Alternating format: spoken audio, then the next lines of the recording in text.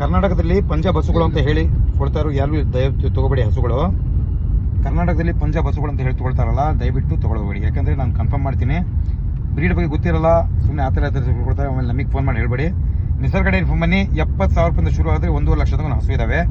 ಮತ್ತೆ ಪಂಜಾಬ್ ಹಸುಗಳನ್ನ ಬೇರೆ ಕಡೆ ಕರ್ನಾಟಕದಲ್ಲಿ ತಗೋಬೇಡಿ. ಒನ್ ಮೋರ್ ಟೈಮ್ ಹೇಳ್ತೀನಿ, ಭಾಳ ಜನ ಫೋನ್ ಮಾಡ್ತಿದ್ದಾರೆ ಆ ಥರ ಅದು ಬ್ರೀಡ್ ಬೇಕು ಅಂದರು, ಬ್ರೀಡ್ ಅಂತ ಹೇಳ್ಕೊಟ್ರು, ಹಿಂಗೆ ಸರ್ ಹಂಗೆ ಸರ್ ಅಂತೇಳಿ.